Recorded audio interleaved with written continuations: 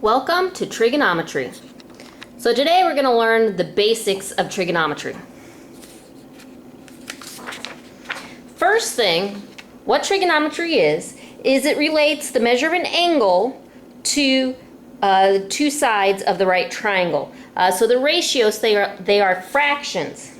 And so what we have is these three basic trig functions. We have sine, cosine, and tangent. So our sine is your opposite side over the hypotenuse. So what we're doing is we're going to look at this down here. That is a Greek letter called theta. So when you do trigonometry, instead of doing x, we normally use this theta symbol. Opposite of this angle is going to be on the other side of the triangle, so this would be your opposite side. Remember, right triangle points towards your hypotenuse, and then the other side is your adjacent side. So first thing I always suggest is label your sides according to whatever the angle is.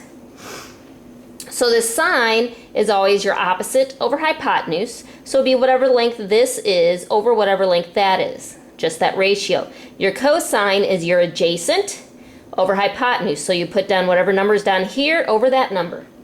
And then your tangent is your opposite over your adjacent. So what I have down here at the bottom is a way to help you remember your three trig functions, and it's a weird word called SOHCAHTOA. What you do is the first letter stands for your trig function. So this would be sine is your opposite over hypotenuse. Cosine is your adjacent over hypotenuse. And then tangent is your opposite over adjacent. So if you remember SOHCAHTOA, that's going to help you for the rest of the chapter. So we're going to start by writing the ratios given a triangle. So we want to write down the ratio for sine, cosine, and tangent. It says as a fraction and as a decimal, so it says for angle C. So first thing I do is I circle the angle that we're looking at, and then I label the three sides. So if here's my right angle, I know again it points to my hypotenuse, so this would be my hypotenuse. Then if here's my angle, 5 would be the side opposite, and 12 would be the side adjacent. And I'm always going to write down SOHCAHTOA, and that helps me remember what two sides I need to use. So we're first going to write down SIN for sine. Since we're looking at C, I'm going to put sine C, so I know what angle I'm looking at, equals. And if we look up here at SOHCAHTOA, I got the O and the H. So my opposite side was 5. My hypotenuse was 13. So the sine of C is 5 over 13. Then we're going to do cosine of C. So cosine, I have an A and an H. So my adjacent side is 12, and my hypotenuse is 13. So my cosine is 12 over 13. And then my tangent of C as well has O and H. So my O, my opposite is 5, and then my adjacent is 12.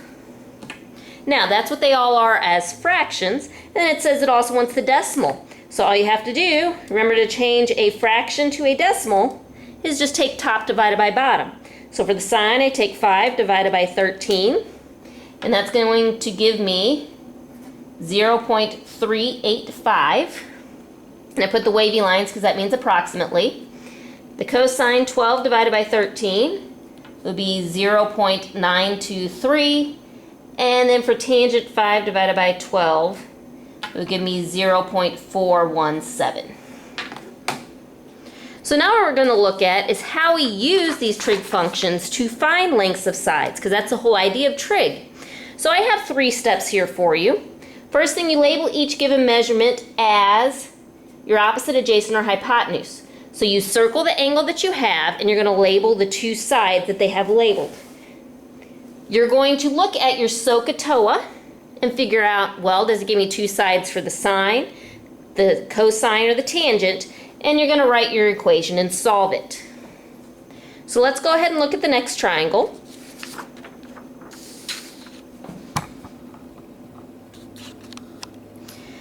First thing we're going to do, circle the angle so it can stand out. I'm going to label the two sides I have here. So if here's my right angle, this side would be hypotenuse. I don't have anything written there, so I'm not going to write anything. The 9 is my opposite from this side, and my x is my adjacent. So I'm going to write down so, ka, toa. And I look at that, and if I have an opposite and adjacent, I want to find out which one of these has an O and an A directly after it. So I see that TOA has the O and the A directly after it. So what that tells me is I need to use tangent to solve this. So how we write the equation? Put tangent, and then I always put the angle directly after it. So tangent 17 equals, and then since the O comes first, that means my opposite goes on top, which is 9, over my adjacent, which was x. Now to solve this, what I want you to do is look at your calculator. Some of you guys have already noticed that we have an SIN, COS, and TIN button. So what you're going to do, since I need to find tangent of 17, you're going to type in there tangent and then 17 and push equals. When we use this number, I write down the first 4 digits, so I put 0.3057 here. So 0.3057 equals 9 over x. So sine, cosine, tangent is kind of a new operation that we're looking at. Now what I want to do, well, since this side is a fraction, I'm going to go ahead and make this side a fraction. To make it a fraction, I always put it over 1. And the easiest way to solve this is like a proportion. So if I take my decimal times x, it's going to be 0.3057x equals, the 9 times 1 would be 9. To finish solving for x, I would have to divide both sides by 0.3057. So I put that in my calculator.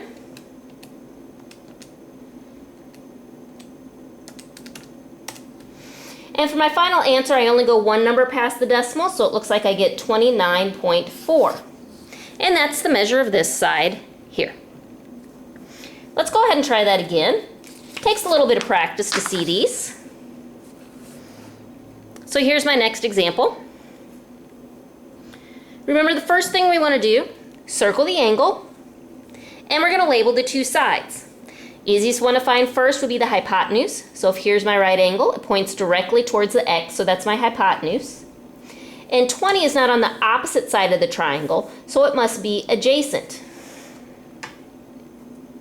Again, I'm going to write down so, ka, toa to help me figure out which trig function I need to use. So since the 2 sides I have a label on are a hypotenuse and an adjacent, I need to find out which letter has an H and an A after it. So with the so, no H and A, but ka does have an A and an H, so that means I'm going to have to use the cosine to solve for this one. So to write the equation, remember I'm going to write down cosine, and I put the angle directly after it, which would be 58, equals, since it's A first and then H, that means the adjacent has to go on top, and the hypotenuse goes on bottom.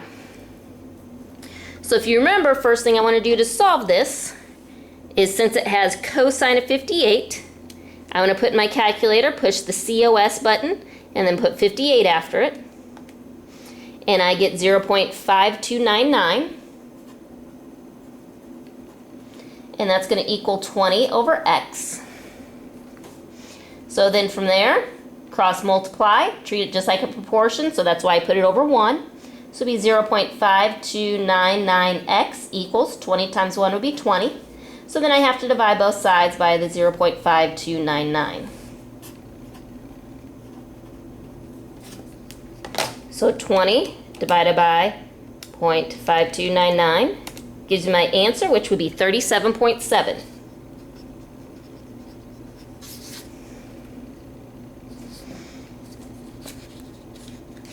Okay, I believe I have one more example. I want to see how much of this you guys can try. So if we look, circle the angle. 37 would have to be your hypotenuse. Y would have to be your opposite. Write down so, ka, and toa. We want to look for one that has an H and an O. So in this case, that would be the SOH, which would give us sine. So if you remember, I put sine and then the angle first equals, since O comes first, I put the opposite on top, and the hypotenuse on bottom. So next thing I need to do is find sine of 16. So sine 16 would give me 0.2756 equals y over 37. Then from there, treat it like a proportion. If you notice, this time the decimal is not multiplying to the variable, and that is okay. So it just ends up y equals, then I'm going to multiply that decimal times 37, and that gives me my answer. So it looks like it would be 10.2. And that is the beginning of trig.